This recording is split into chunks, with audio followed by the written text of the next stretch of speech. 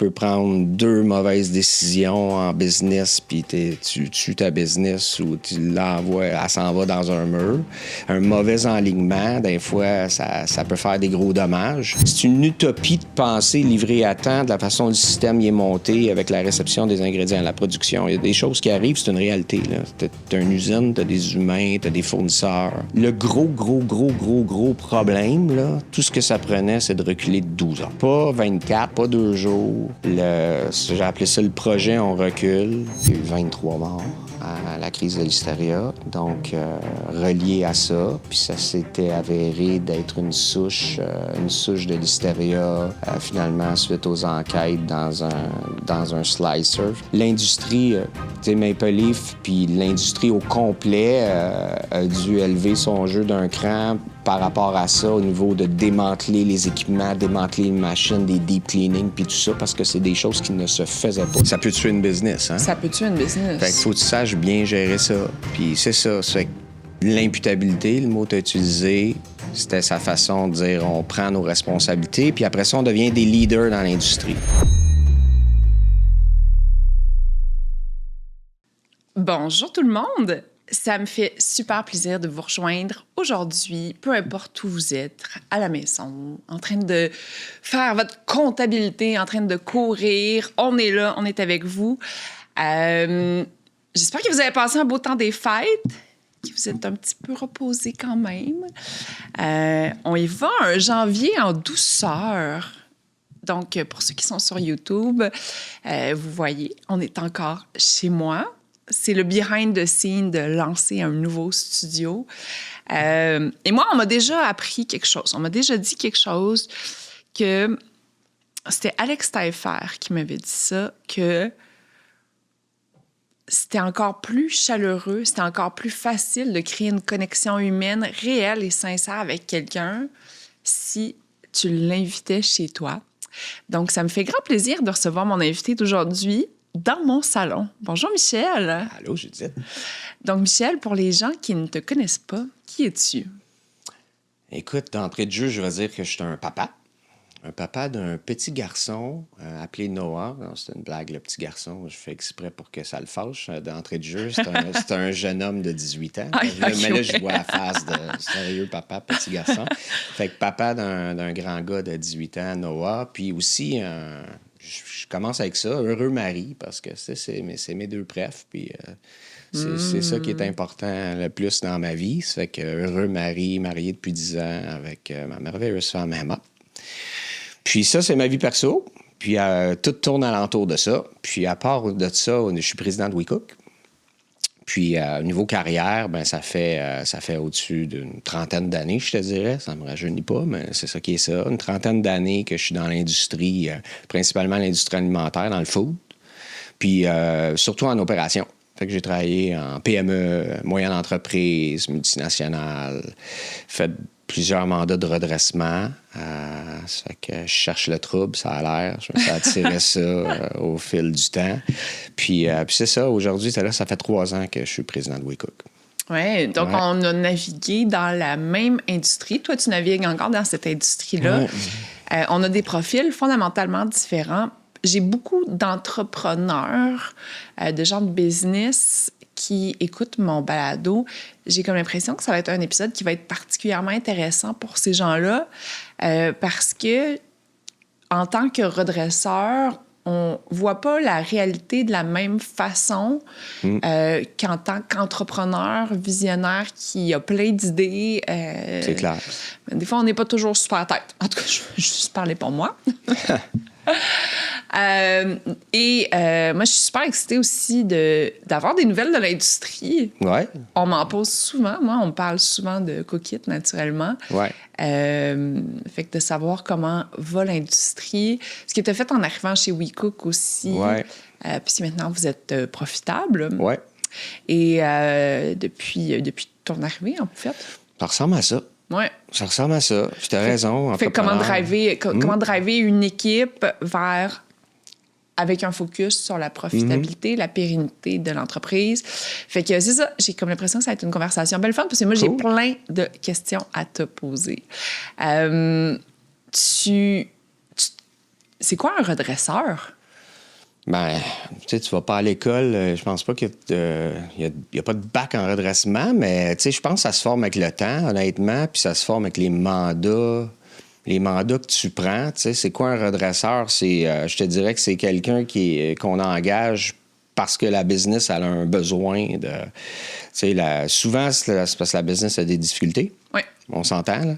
Ça fait que... Puis la business sent qu'ils ont besoin de quelqu'un qui a la bonne expérience, le bon skill set pour trouver, OK, qu'est-ce qui se passe, puis c'est quoi les solutions. Tu sais, c'est quelqu'un qu'il faut qu'il mette des solutions en place, qui pose un diagnostic aussi, que ce soit de la structure, le personnel en place, les systèmes. Tu sais, c'est quelqu'un que tu souhaites qui va arriver, il va comprendre c'est quoi qui se passe, puis qui va être capable de prendre les bonnes décisions, puis de redresser la patente. Ça, que je te dirais que c'est ça un peu. Puis tu sais, moi, c'est un mandat après l'autre. J'ai eu un premier que je considère un redressement parce que, tu sais, quand tu arrives quelque part, puis ça va vraiment mal, puis après ça, ben sur un an, 2 ans, ou quoi que ce soit, dépendant des business, ben, puis après ça, on dirait, t'attires ça, ou quand t'en as fait un, puis t'arrives, puis t'es le bon candidat quand il y a des entreprises qui ont besoin de quelqu'un qui peut peut-être faire la différence, qui a de l'expérience là-dedans. Puis je te dirais que ça s'apprend aussi. Parce que, tu sais, il y a tellement de choses qu'il faut faire, qu'il faut mettre en place ou qu'il faut attaquer dans un redressement, mais en même temps, je dis toujours, on est à 2-3 décisions de changer la game. OK. Tu sais, t'as beaucoup, beaucoup de choses, tu sais, comme chez WeCook, puis on pourra parler aussi d'autres places que je suis passé, si tu veux, mais il y a tout le temps 2-3 affaires qui soient des mauvaises décisions, tu sais, des deux bords. Tu peux prendre 2 mauvaises décisions en business, puis tu tues ta business ou tu l'envoies, elle s'en va dans un mur. Un mauvais enlignement, des fois, ça peut faire des gros dommages.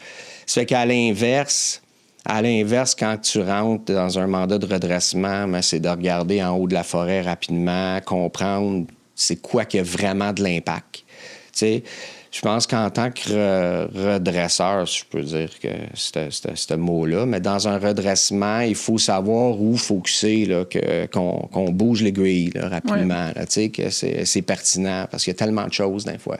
C'est là que c'est plus difficile. Je te dirais l'expérience que j'ai prise, c'est justement de savoir... OK, m'attaquer à ça, puis ça. Parce que t'arrives des fois, puis, tu sais, si t'as pas vécu ça, t'es étourdi. Là. Tu peux être étourdi par, OK, il y a tellement de choses. Puis des fois, ce qu'on pense qu'il y a les choses à régler, c'est pas les bonnes affaires. Je l'aurais vécu chez WeCook aussi. Tu sais, même les... Parce que moi, j'ai suivi les entrepreneurs, tu sais. Moi, je fais suite à des entrepreneurs. Puis comme tu dis, c'est pas le même skill set, tu sais. Tu sais, moi, je suis pas un entrepreneur. Je suis un gestionnaire. C'est ça que j'ai appris d'un PME, d'une petite moyenne, grosse compagnie internationale. Fait que, tu sais, t'as pas le même skill set, right?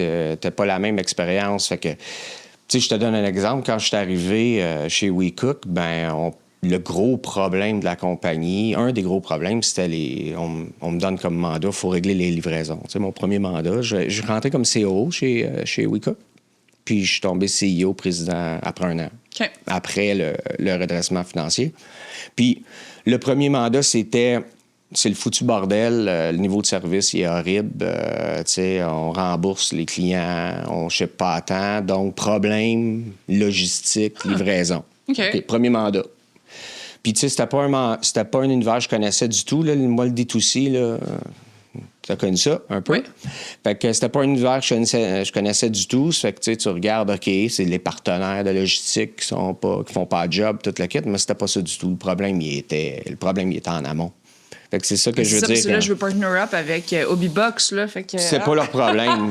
Puis Hobbybox font une très bonne job. Ouais, on est partenaire avec Hobbybox. Moi, j'ai des super bons partenaires, puis t'as raison de les mentionner parce que moi, je les aime beaucoup. Puis, Mais fait que, mettons, fait que ce que tu dis, c'est que le problème qui était identifié, c'était pas le vrai problème à solutionner. Exact. Fait que, tu sais, on part avec celui-là. Tu sais, c'est ça, on faisait pas l'argent. Ça fait que, Mais c'était quoi le vrai problème, admettons? Ben, le vrai problème, c'était le just-in-time, le système de planification just-in-time en place. Il était trop tight. Tu sais, t'as just-in-time puis t'as two just-in-time, right? Fait que pour les non-initiés, just-in-time, ça veut dire quoi? Ça veut dire Juste à temps. produire en juste à temps. Tu sais, le modèle d'affaires WeCook, ben ça roule 24/7. Hein? WeCook, tu as connu ça toi aussi. Donc, on fabrique les repas. Là, tu sais, on livre 80 000 repas d'une semaine. Tu sais, 350 employés. C'est tout un univers. Là. C'est assez complexe. De plats frais. Tu as dit 80 000 repas par semaine? Oui. OK. Oui. Des fois, on couvre 10 000 foyers, 10 000 familles. Là. Ça fait que, Quand même, hein? Oui, dans l'Est du Canada. OK. Ben, WeCook, on est les leaders là, de livraison de plats préparés à domicile. OK. Fait que, tu sais, t'arrives, puis, fait que tu veux des repas frais. Ça fait que le problème, Judith, rapidement, ce que j'ai constaté, c'est que c'était trop tight. Tu sais, t'as un système d'approvisionnement où tu reçois de tes fournisseurs à tous les jours. Tu fabriques à tous les jours. Ouais. Puis le système, il avait été monté. Puis après ça, ben les commandes, il faut qu'ils partent. Mais c'était un combat quotidien. Là. Tu sais, en arrivant, ça sautait aux yeux. Là. C'est comme, ça marche pas. Là. On est toujours en retard. Là. Ça peut pas arriver. Il faut que ça... C'est une utopie de penser livrer à temps de la façon dont le système y est monté avec la réception des ingrédients, la production. Il y a des choses qui arrivent, c'est une réalité. Tu as une usine, tu as des humains, tu as des fournisseurs. Ça fait que le gros problème, là, tout ce que ça prenait, c'est de reculer de 12 heures. Pas 24, pas 2 jours. J'ai appelé ça le projet, on recule. J'ai fait des durées de vie rapidement. Vous avez reculé dans le temps. Oui, on a reculé. Fait que là, on a reculé la production de 12 heures pour...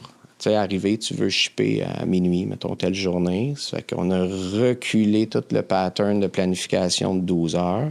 Fait que naturellement, il fallait que je m'assure que les durées de vie sont correctes pour tout ça, conserver la fraîcheur de nos clients. Tu sais, tu veux pas toucher à ça. Ça fait que, tu sais, j'arrive, OK, on check ça, durée de vie, on prend des mesures, naturellement, fraîcheur, recevoir encore plus frais. Reculer de 12 heures, ça a changé la game chez WeCook complètement. Ça fait que du jour au lendemain, les camions partaient, les transporteurs faisaient le travail, là, mais les transporteurs partent en retard. Fait que les transporteurs partent en retard, il manque les transits, les gens ne reçoivent pas leurs commandes, sont fâchés, tu rembourses les commandes. Ça nous coûtait au-dessus d'1 demi-million de remboursement de commandes là, par année parce que ça se rend pas. Puis nous autres, c'est pas comme Amazon que tu commandes. Non, absolument une pas. paire de gants arrive 2 jours après. Là. Si tu manques ton transit, le plat, il arrive pas. Fait que c'est du gaspillage alimentaire. Les gens sont pas contents. Absolument. Ça coûte une fortune. Fait que ça, là, le premier mandat qu'on dit on a un problème de logistique, c'est un bon exemple, tu sais. C'était pas un problème de logistique. Les partenaires, comme on l'a mentionné tantôt, Hobbybox, s'ils partent en retard, ben il n'y a pas de miracle à faire. C'est que j'ai reculé la planification de 12 heures, puis du jour au lendemain, fait que, mettons, pour les gens qui sont soit entrepreneurs ou qui travaillent dans des business de production, comment on fait pour mieux cerner le problème? C'est le problème aussi. C'est ça. C'est que, veux pas, quand tu arrives... OK, premièrement, quand tu arrives de l'extérieur, tu vois mieux là, en haut de la forêt, comme on dit, c'est l'expression. Oui, il y a vraiment un avantage de pas avoir le nez collé dedans. C'est ça. Tu as un avantage de ne pas avoir le nez collé dedans. Puis, tu sais, moi, j'ai fait suite aux 2 entrepreneurs founders, tu sais, qui étaient là. Puis, tu sais, des gars excessivement brillants. Là, ils n'ont pas mis la business là pour rien. Là, tu sais, c'est des vrais entrepreneurs dans l'âme. Puis, tout ça, parce qu'ils ont eu beaucoup de courage pour ça que ça a monté autant. Mais les solutions qu'ils pensaient qu'il y avait, pour me guider, si tu veux, là, en toute honnêteté, m'amener, j'étais avec le CEO en même temps, je dis, ben regarde, là, oublie ça, là, c'est pas ça. Fait que tout a fait ta job, là, tu m'as engagé. Laisse-moi pointer les problèmes, laisse-moi m'attaquer aux bons problèmes, puis on va redresser la patente parce que c'est ça. Quand tu dis ça, un CEO, il doit être un peu oui. brassé. Comme... Ouais. Ouais, c'est sûr que c'est sûr qu'il y a une game d'humain dans une affaire de même. Il faut qu'il y ait un vote de confiance. Tu sais, nous autres, dans le processus, on s'entendait super bien.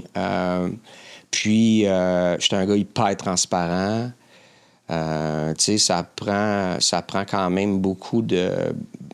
Pas du gars, mais du courage managérial, j'appelle, pour adresser les bonnes affaires, dire les vraies choses, prendre des décisions, puis ça fait partie avec tout le monde, avec des collègues, avec des employés, avec les propriétaires. Tu sais, à un moment donné, tu sais, Judith, à mon âge, il m'engage, la business est à croiser des chemins. Fait que ils m'ont engagé pour ça. Fait que faut que tu me fasses confiance. Fait que oui, on a eu un ou deux moments que porte fermée, parce que c'est sûr que ça peut insécuriser, tu sais.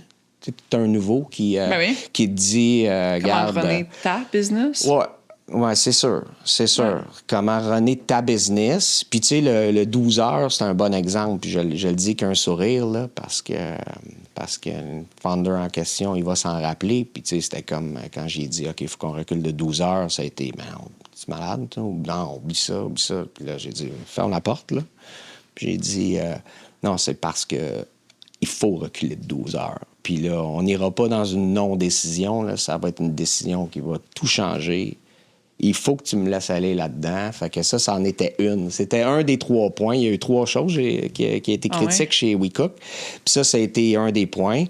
Puis écoute, comme je te dis, il m'a engagé, puis il a dit OK. Mais oui, ça a pris... parce qu'au début, c'était on verra plus tard.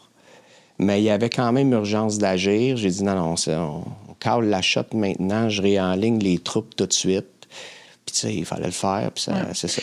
T'as parlé d'un point dont j'adore parler puis que je trouve qu'on ne parle pas assez, c'est le courage managérial. Ouais.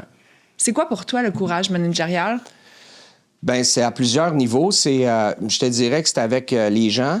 Tu sais, le courage managérial, qu'est-ce qui est impliqué là-dedans? C'est dire les vraies choses. Dire les vraies choses, parler avec transparence à tous les niveaux de l'entreprise. Moi, je dis souvent, tout ce qui traîne se salit.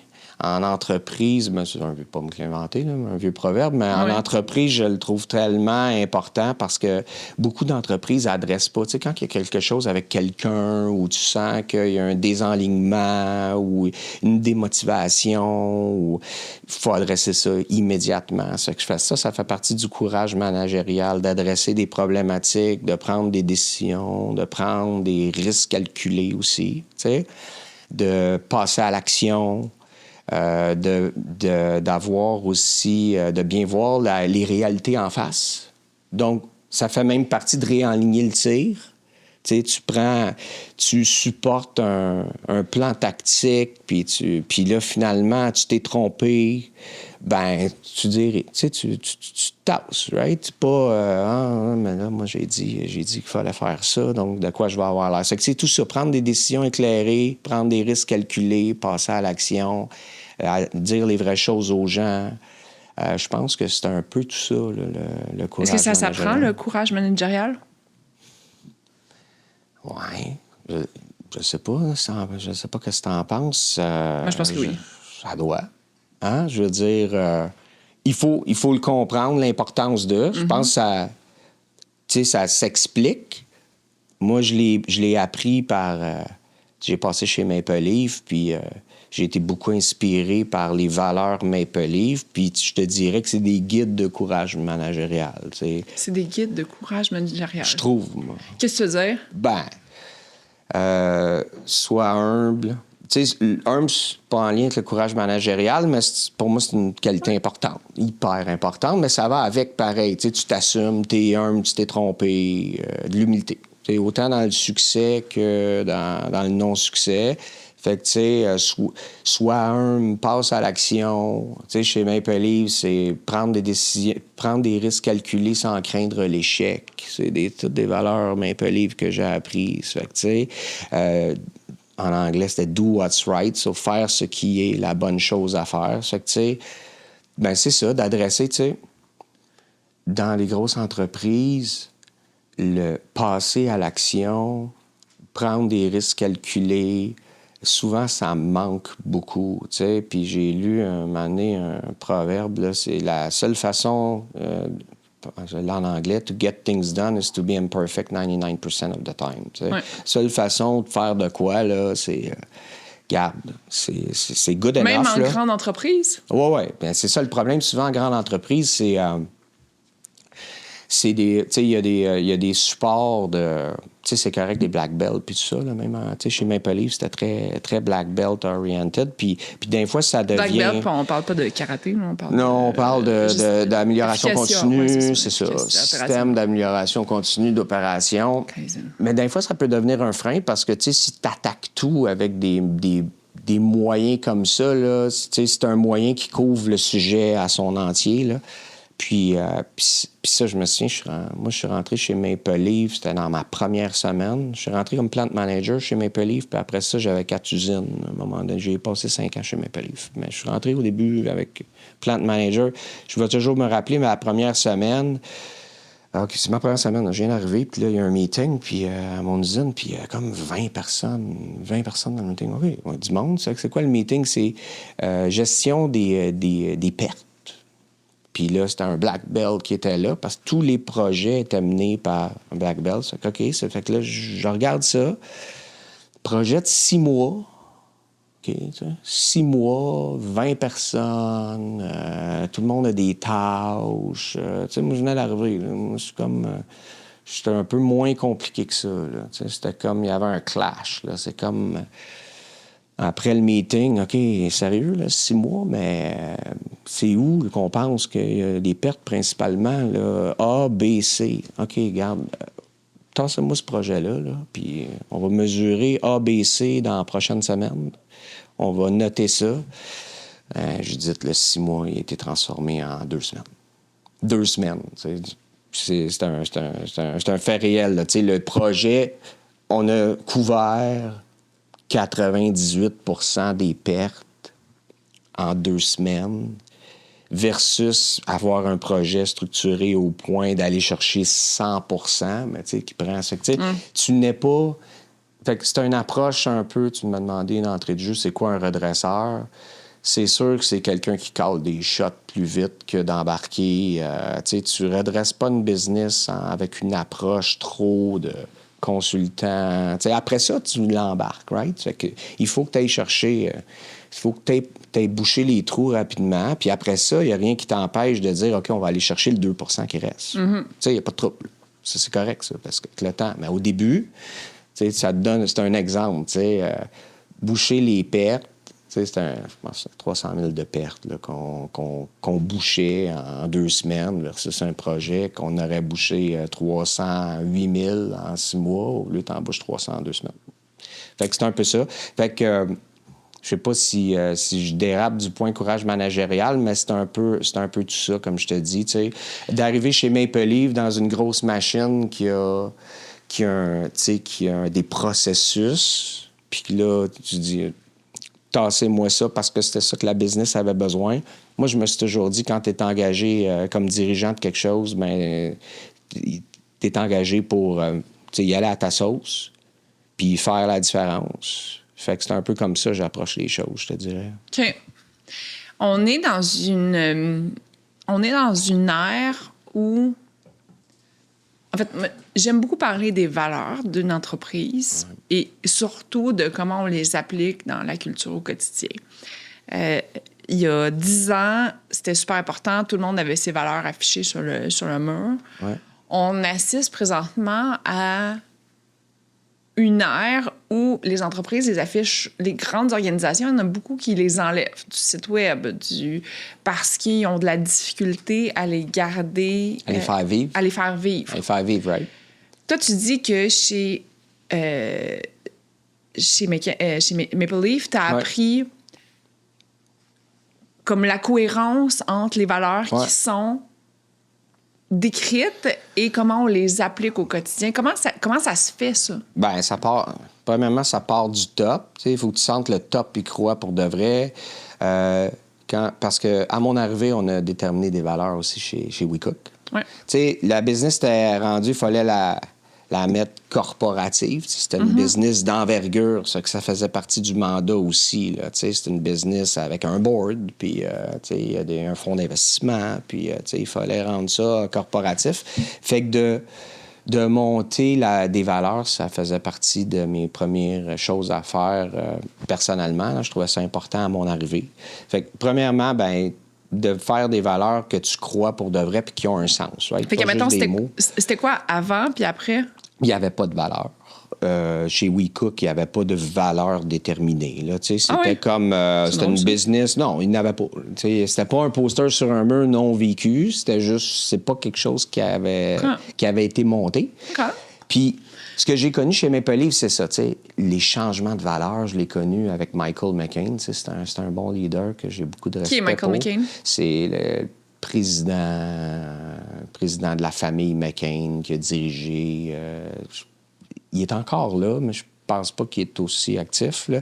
Mais c'est lui qui dirigeait McCain Consumer Food Canada dans le temps. Fait que, il a fait un changement de valeur, là, puis c'était un gros event, là, sur... Puis là, un call avec tout le monde. La signification de tel mot, pourquoi qui est important, c'est quoi que ça veut dire dans le quotidien, prendre des risques calculés ici. Fait que, moi, je suis arrivé, c'est que j'ai pris un peu cet exemple-là de monter un comité. Ça part de là. Pas juste, moi, OK, voici les valeurs, on monte un comité, on en jase. Qu'est-ce qui est important? Le respect, l'intégrité, la transparence, le sens de l'action. Fait que, monter un comité, après ça, travailler sur les mots. Puis, pour les faire vivre, un truc, quand je fais des visites à Dorval, à WeCook, je le montre aux gens, puis ça aussi, je l'ai appris chez Maple Leaf. La meilleure façon de faire vivre, c'est qu'on a mis en place des WeCook Thumbs Up, puis les gens se reconnaissent entre eux à tous les mois. Donc, tu reconnais ton collègue, ton patron, ton employé, tes pairs, par rapport à une valeur en particulier. Cette personne-là a démontré du respect. Cette personne-là a démontré du travail d'équipe. Fait que là, il y a un système de reconnaissance entre eux. Okay. Tu sais, à tous les mois, là, je dis, il y a une quarantaine de nominations. Tu sais, c'est vivant. Ah, ouais. Tu sais, c'est vivant. Là. Il y a une quarantaine là, de noms. Puis à chaque mois, on tire 5 piges parce que, tu sais, un n'est pas meilleur que l'autre. Les 40 se valent. Puis là, tu as 5 gagnants dans le mois pour le gagnant des valeurs du mois. Mais ça, c'est un bon truc. Ça, de faire vivre... pour faire vivre les valeurs, là, tu parles d'une bonne façon. Ça, c'est une bonne façon. Ça rappelle aux gens, je veux reconnaître Judith parce qu'elle a démontré de la passion. Fait que ça, c'est le truc que moi, j'ai continué à utiliser pour faire en sorte que ce qui est apposé au mur, il se vit à tous les jours par les gens. Puis après ça, quand tu as des town halls, tu en reparles, puis tu en parles, puis tu parles aux gens, puis ils sentent que c'est important. C'est des guides, hein? Les valeurs, c'est des guides, c'est des façons d'être, c'est des décisions d'entreprise qui disent voici ce qui devrait guider nos actions de tous les jours. Puis si on suit ça, là, on va être une belle organisation. Moi, je vois ça comme ça. Je trouve ça aussi important que ça. Absolument. Ouais. Puis, c'était quoi les valeurs chez Maple Leafs? C'était, écoute, bias for action. OK. Fait que maintenant, bias for action, ça veut dire quoi? Plate, c'était avoir le sens de l'action. OK. Bias for action, ça veut dire... Fait que avoir le sens de l'action, ouais. Comment on... Parce que je trouve que c'est vraiment une belle valeur. Je trouve que c'est même une valeur très entrepreneuriale. Ouais. Comment on le démontre quand on n'est pas, mettons, dans un rôle de management?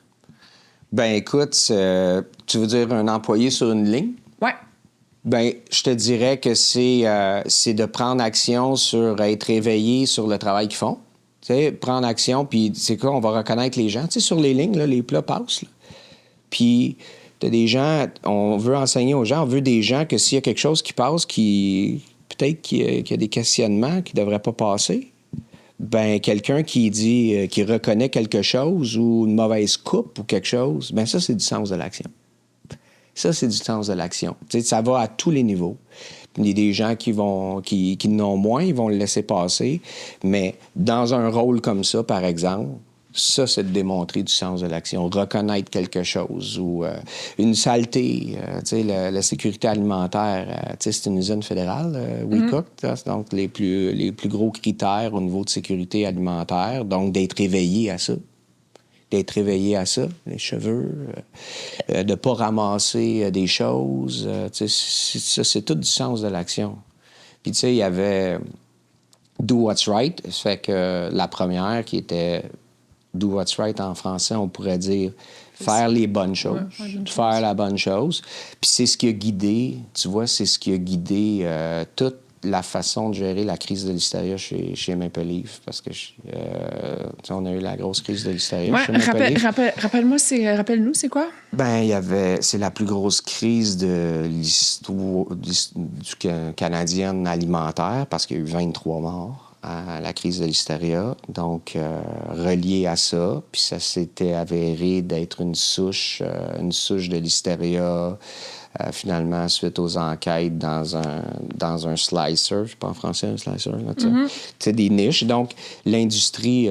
Maple Leaf, puis l'industrie au complet a dû élever son jeu d'un cran par rapport à ça, au niveau de démanteler les équipements, démanteler les machines, des deep cleaning, puis tout ça, parce que c'est des choses qui ne se faisaient pas. C'était propre, mais tu avais des niches intérieures, à l'intérieur de machines, ou même dans la conception des machines a changé suite à cette crise-là. Donc... Fait que là, c'est de la viande qui est rentrée, c'était du bœuf? C'était de la charcuterie. La charcuterie. C'était de la charcuterie. La charcuterie qui a été... Ben, tu sais, la Listeria, c'est une bactérie qui survit au froid, OK? C'est une bactérie qui est difficile. C'est pour ça qu'on en voit beaucoup, hein? Tu vois, les gens voient ça dans les médias souvent, là, la Listeria, t'as ça ça part du sol, t'as ça dans les légumes, beaucoup dans les légumes. Puis, pourquoi qu'on en voit beaucoup? C'est parce qu'elle survit au froid, cette bactérie-là, puis elle survit dans des environnements propres. Ça fait que tu sais, elle abat pas mal toute la gang, là, tu sais. Il y a une gang, des fois, il peut y avoir une gang de bactéries, une va attaquer l'autre, mais celle-là, elle remporte le combat. Fait que c'est pour ça que c'est quand même un combat assez difficile, puis c'était pas un problème de Maple Leaf, bien honnêtement, là, parce que toute l'industrie n'était pas au bon standard, mais ça a frappé Maple Leaf. Puis quand je fais le lien avec la valeur, c'est que, tu sais, ça brassait, là, puis moi, j'avais été porte-parole pour la crise de l'hystéria, ou pour le Québec, parce que j'avais l'usine au Québec. Puis c'est la valeur Do What's Right. C'est que j'étais proche de Michael McCain dans ces temps-là, puis ses conseillers lui disaient de prendre un peu moins de responsabilité, là, de dire, l'industrie, de dévier le message un peu. C'est l'industrie, on va faire mieux les choses, mais un petit peu des limites à... L'imputabilité, là, tu sais. Oui. Il se faisait vraiment, vraiment conseiller ça. Puis lui, ben, il disait non. Do what's right, c'est à partir de chez nous. Je me fous de ce qui se passe ailleurs. Ça reste que c'est parti de chez nous. Il y a 23 morts, puis je vais prendre la full responsabilité. Puis c'était vraiment à l'encontre de... Parce que j'ai eu la chance d'être une semaine à Richard Ivey Business School avec Michael dans une session de leadership, une semaine de temps, puis on en a jasé. Là. C'est pour ça que je sais ça comme ça. Ouais. Là. Puis tu sais, c'était vraiment à l'encontre de ce qui se faisait conseiller.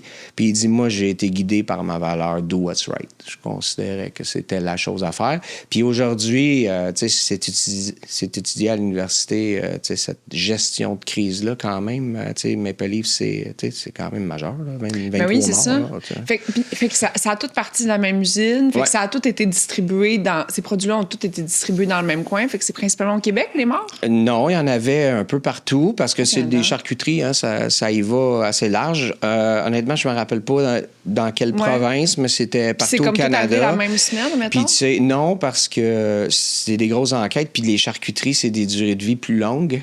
Fait que c'est ça le problème, tu sais. Quand tu as une durée de vie courte, même si tu as une certaine bactérie dans ton produit, ben ça ira pas à une croissance, ça continuera pas à croître à un niveau que là, ça t'envoie à l'hôpital, right? Mais dans une charcuterie, un jambon cuit, 60 jours, puis s'il y a une présence, à vie au froid... Fait que ça a fait en sorte que c'est ça. Puis là, tu sais, c'est probablement pas la première fois que quelque chose du genre, mais dans nos années d'aujourd'hui, la technologie, la science permet de retracer les souches. Donc, permet de savoir avec certitude, des fois non, là, mais des fois, dans ce cas-là, ça a permis de reculer puis de trouver la source en question, avec la souche en question, puis ça a été su que ça sortait de là. Fait que c'est ça qui est arrivé. Fait que ça a duré combien de temps, cette histoire-là? Mettons, en termes de gestion de crise, entre la première minute que là, vous vous dites « Oh, qu'est-ce que tu... chez nous? Qu'est-ce qui... » Écoute, moi, je suis rentré, là...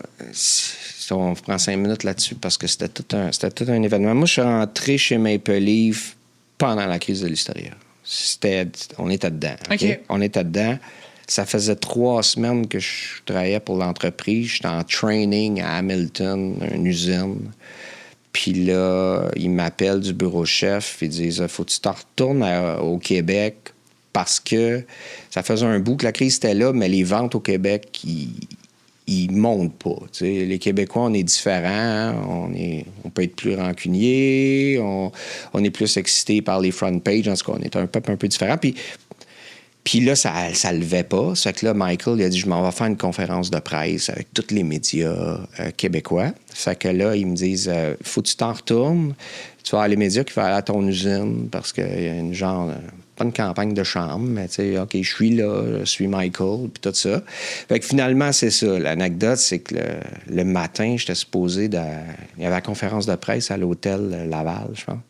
Puis j'étais supposé d'accueillir les médias. L'adjointe à Michael m'appelle, elle dit « T'es habillé comment? » Je suis habillé normal. Elle dit « T'as-tu un saut? » Non, pas un saut, moi, je suis dans une usine. Ça fait qu'elle dit « Faut que tu t'en viennes. » On a réalisé qu'au Québec, Michael qui parle juste anglais, c'est pas hot, là. Fait que va falloir que tu t'en viennes à la conférence de presse, inquiète-toi pas, on va juste te garder comme une pancarte un peu, là, tu sais. Il m'avait formé la veille, entrevue à la radio, des keylines, tu sais, parce que j'accueillais les médias. Fait que là, je m'en vais...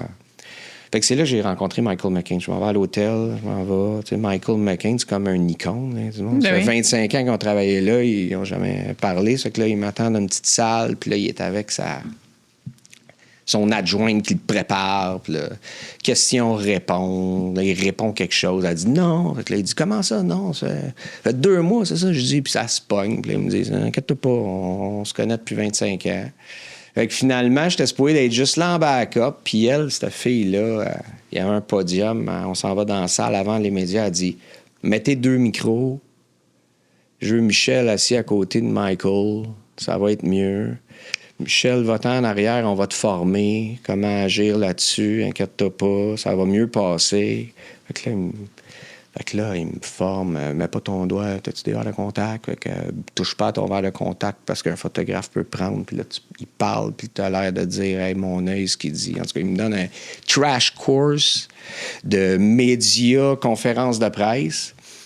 Fait que là, je suis seul avec Michael. Fait que c'est là, j'ai pu jaser avec Michael. En attendant, les journalistes arrivent.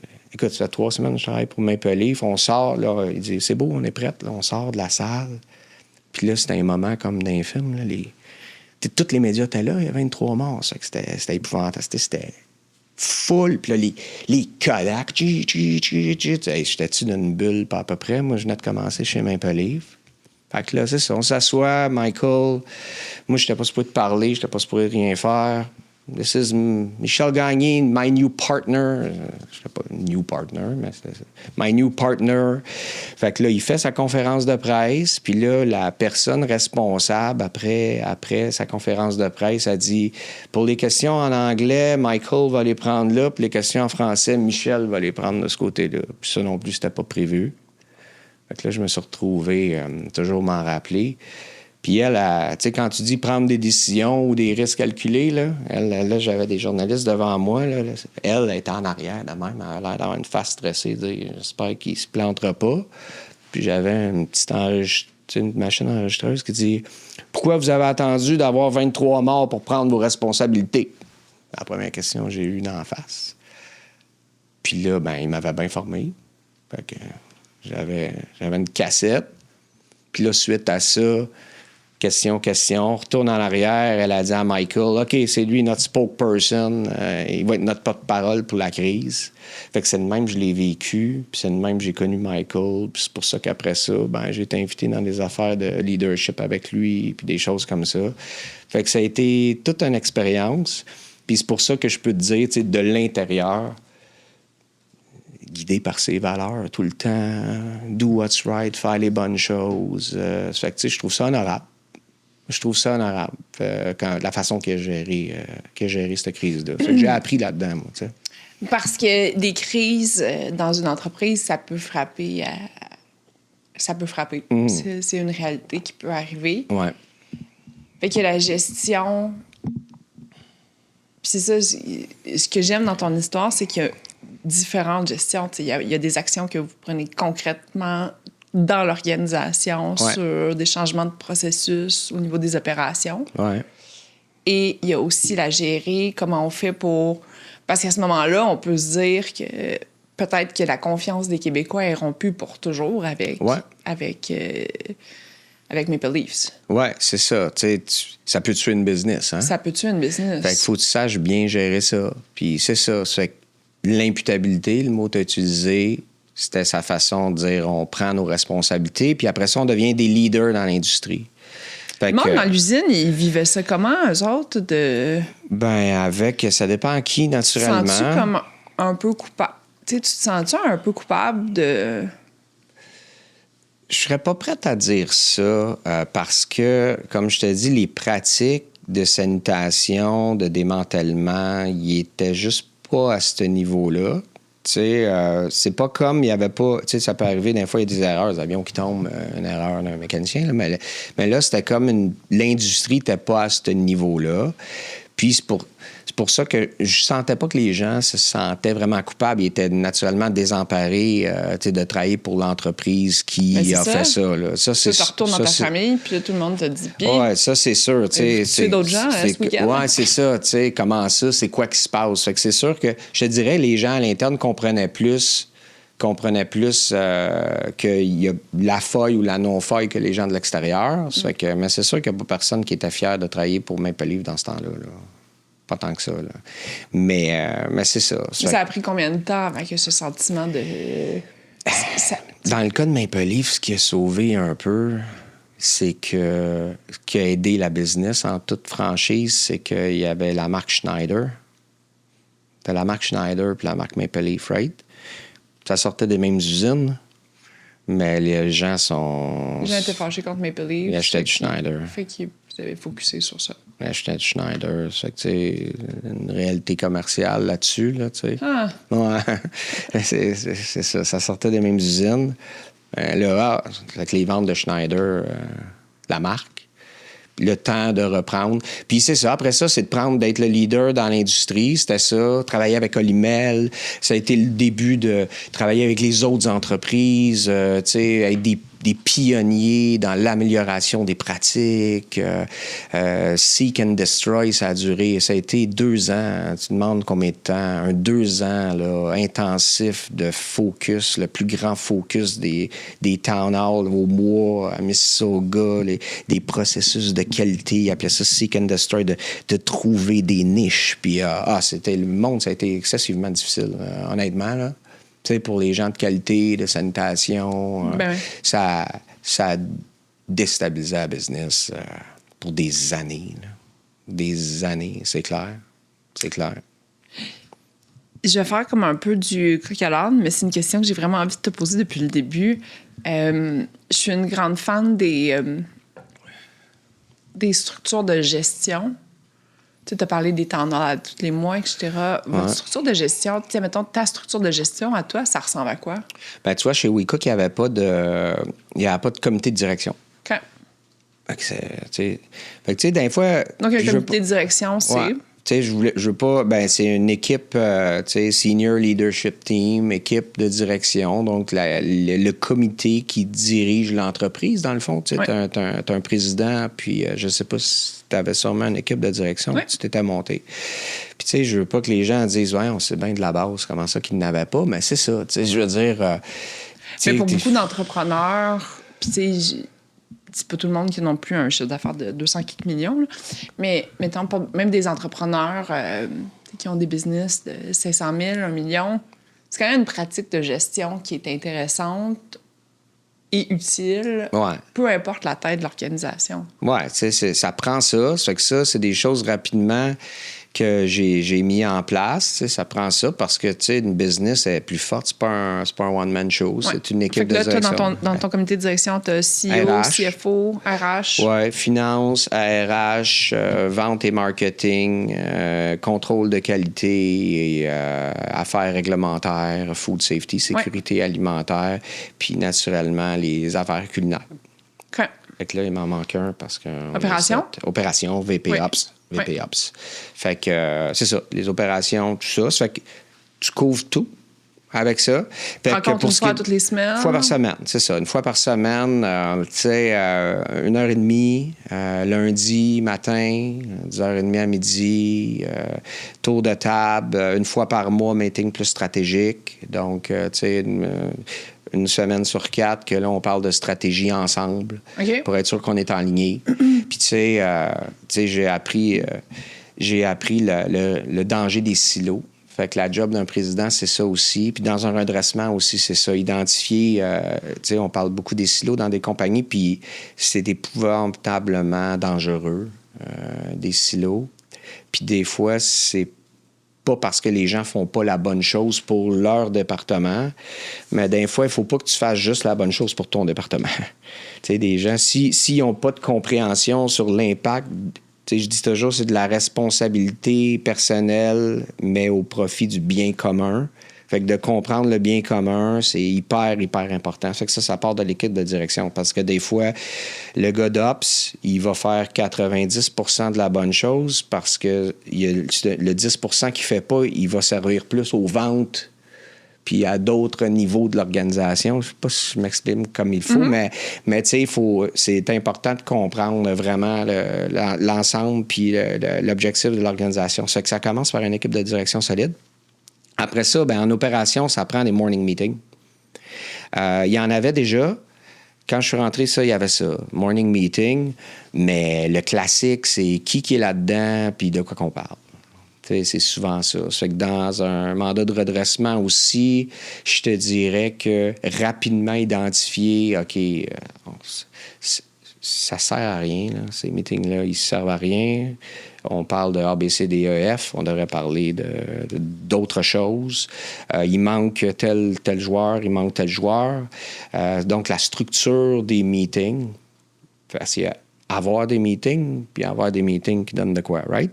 Ça fait que tu sais, chez WeCook, il y a ce qu'on appelle un DMM1, donc les chefs d'équipe, les chefs d'équipe sur le plancher avec des superviseurs, voici les sujets que ça rapporte là, de jaser. Maintenant, l'autre équipe, les gestionnaires, quand je suis arrivé, les gestionnaires parlaient des sujets qui appartiennent au plancher, puis on parle pas des gros enjeux, d'amélioration, puis de régler les choses, puis de comprendre les impacts entre les départements. Ça, comment on guide ces différents niveaux de management à avoir les bonnes conversations? On leur suggère un ordre du jour, on leur impose, comment on fait surtout pour que les mauvaises pratiques ne reviennent pas au galop? Tu sais, c'est de comprendre le why. Moi, j'étais chanceux. Je suis rentré chez WeCook. Les founders, ils avaient monté vraiment une bonne équipe. Tu sais, l'équipe de direction, là, j'ai fait quelques changements dans mes direct reports en rentrant comme COO, mais la majeure partie sont tous là aujourd'hui. OK? Parce que c'était des bonnes personnes, super engagées, super brillants, puis tout ça. Mais quand même, pas beaucoup d'expérience, quelques-uns avec de l'expérience, mais une jeune équipe. Ça fait que quand tu as des gens intelligents qui sont bons dans leur domaine, ça devient juste du coaching, de comprendre le why, d'expliquer. Puis moi, j'arrivais avec de l'expérience. Tu es un jeune, mon VPA, puis il est jeune, il a travaillé chez Bombardier avant, puis c'est un ingénieur, mais un brillant, mais il a connu dans le food de WeCook.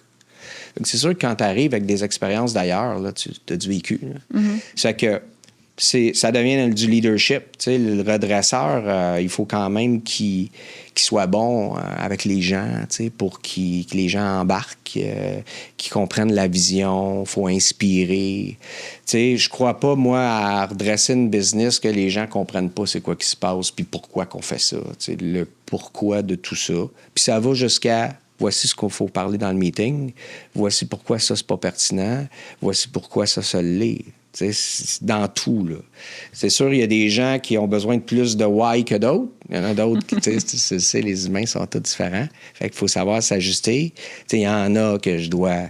Voici pourquoi. Il y en a d'autres. OK, si tu le dis, ça marche. Fait que là, mettons, ça. le why, là, t'arrêtes pas de nommer le why. C'est-tu Ouais. le why de Simon Sinek, mettons? Qu'est-ce que tu veux dire par ça? Ben, le why de Simon Sinek, c'est genre... Ça, c'est quoi, ça? C'est très personnel. C'est très comme... Je ne saurais même pas comment vraiment l'expliquer, là, mais qu'est-ce qui, moi, qui guide mes motivations, mes ambitions personnelles? Mes why, mettons? Ouais. C'est ça que tu veux dire? Oui, c'est parce que, mettons, tu dis, j'apprends ça à mes gestionnaires comme le why, mais c'est genre quelque chose qui est très aspirationnel ou c'est juste de comprendre... Qu'est-ce qui sert à la business?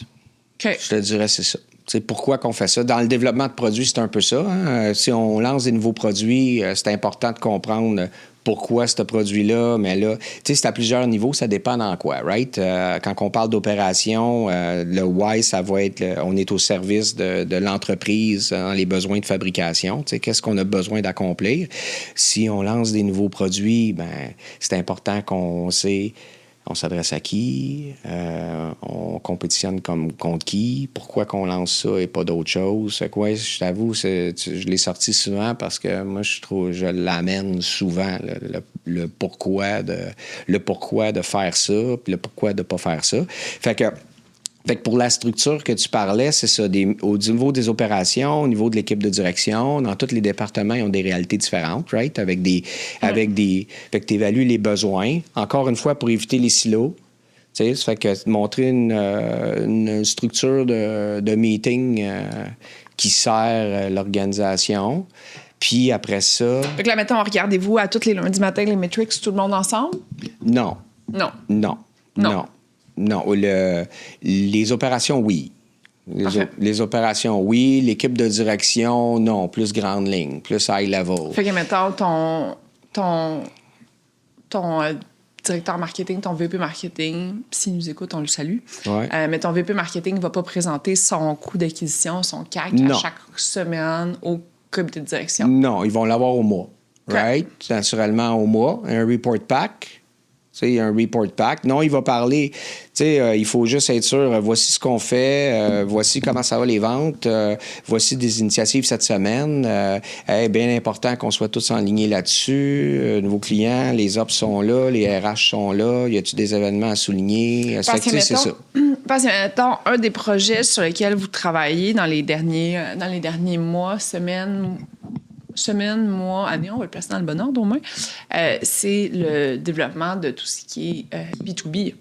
Ouais. Fait que maintenant, ça, c'est un projet qui concerne quand même pas mal toutes les sphères de l'organisation. Ouais. Autant le développement de produits Ouais. que les opérations, la qualité, évidemment, Ouais. le gars de finance, ou qu'il soit le gars ou la fille de finance. Ouais. Puis ça les sort de leur zone de confort. Tu sais, on développe des nouveaux créneaux. Ça, tu sais, la première année, tu vois, c'était de stabiliser la business, mesurer les bonnes affaires. Tu sais, on parle de la structure de meeting, mais ce qui est clé aussi, c'est de mesurer. Tu sais, on dit c'est important de mesurer. Là. Tu sais, ce qu'on mesure, on l'améliore. Ouais. Mais, tu sais, moi... Vu que j'ai de l'expérience d'arriver de l'extérieur, je vois qu'on mesure souvent des choses inutiles ou pas les bonnes choses, qui servent à rien, beaucoup d'efforts, beaucoup d'énergie dépensée. Fait que, mettons, des KPI, tu t'en regardes combien toutes les semaines? OK, 6, moi, 7, je suis pas une bonne référence. 15, 20, c'est sûr que moi, j'ai l'ensemble de l'œuvre, fait que c'est sûr que, c'est sûr plus que 20. OK. Ça, c'est sûr. Mais dans les opérations, parce que j'avais la chance aussi de rentrer une équipe forte puis une équipe de CI aussi sur place. J'étais même surpris quand je suis rentré. Amélioration continue. Ah. Amélioration continue. CI. Ouais, Continuous Improvement. Ah, OK, parfait. En anglais. D'accord. Fait qu'il y avait quand même une équipe, là, il y avait bien du monde. J'étais curieux de voir, OK, qu'est-ce qu'ils font. Fait que c'était du support aux opérations parce qu'il y avait une croissance de malade, là. Fait que c'était du support aux opérations, mais il ne faisait pas vraiment de l'amélioration continue. C'était plus du support aux opérations. Puis il mesurait beaucoup de choses. Fait que, tu sais, il y avait une bonne base. Je ne suis pas comme rentrer. Tu sais, c'est sûr, si tu rentres quelque part puis il ne mesure rien, peut-être c'est moins rapide de tourner le bateau. Ouais, Là, il mesurait beaucoup de choses, mais il y avait des affaires critiques qu'il ne mesurait pas.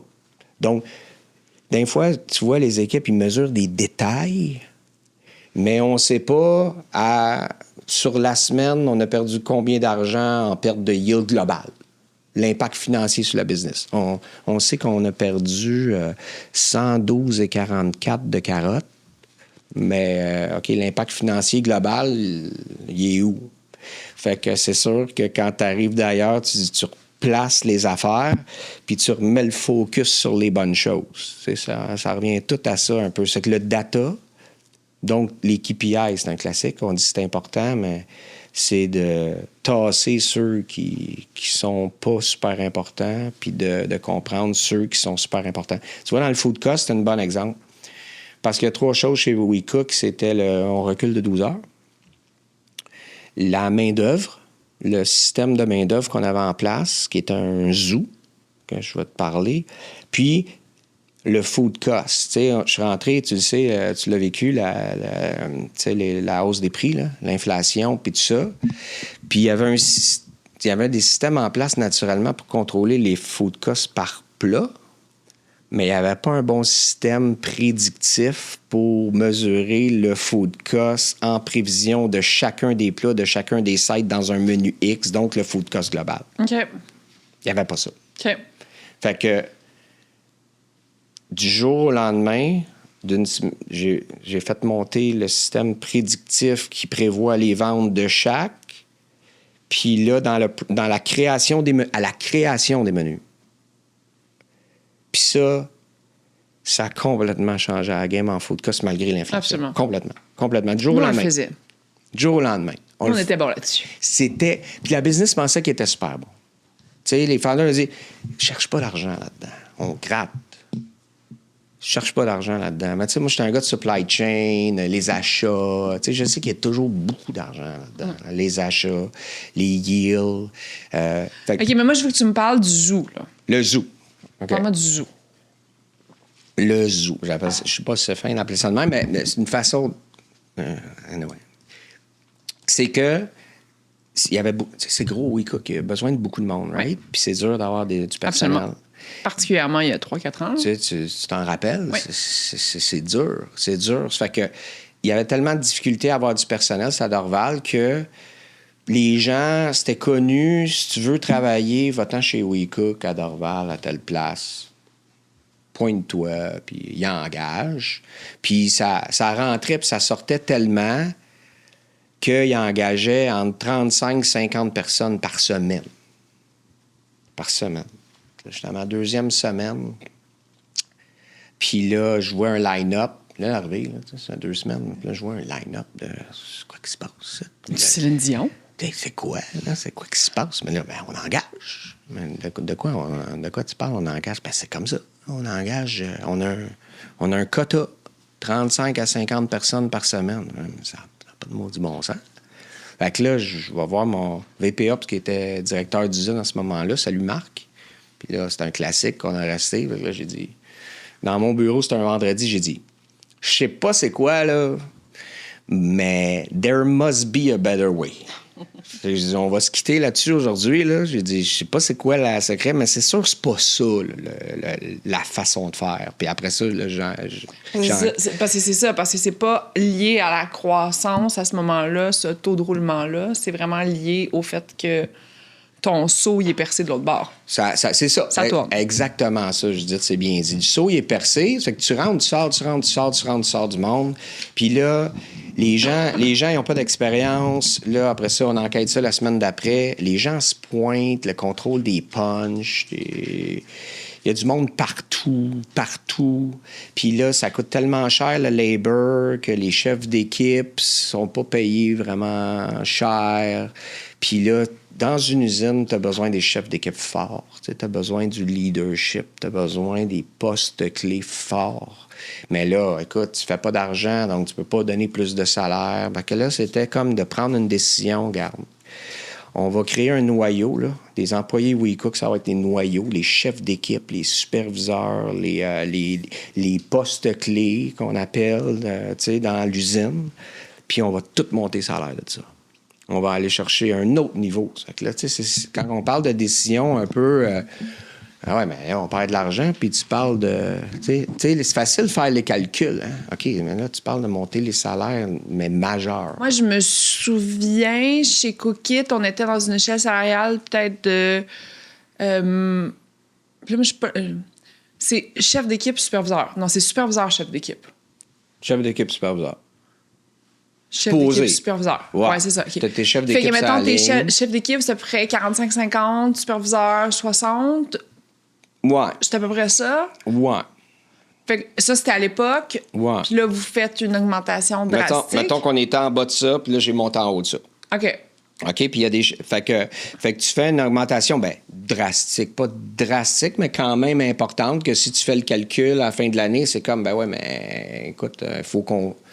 On est supposé d'aller vers la profitabilité. Fait que le play, c'était on va baisser le taux de roulement énormément. C'est votre taux de roulement, il était à combien à ce moment-là? Ah, il était à... Je me souviens pas du chiffre. Une affaire comme 1000 %. Je me rappelle... Honnêtement, une affaire de fou. Parce que ça rentrait, ça sortait. Puis c'était pas juste ça. T'étais même pas sûr que les gens dans la... Tu sais, les gens arrivaient et disaient, va-t'en dans tel département de légumes, va-t'en là. Les gens connaissent pas la job. Non. Puis les chefs d'équipe connaissent pas la job non plus. Les chefs d'équipe, il y avait 3 jours d'ancienneté. Parce qu'il n'était pas payé, fait qu'il rentrait, excuse.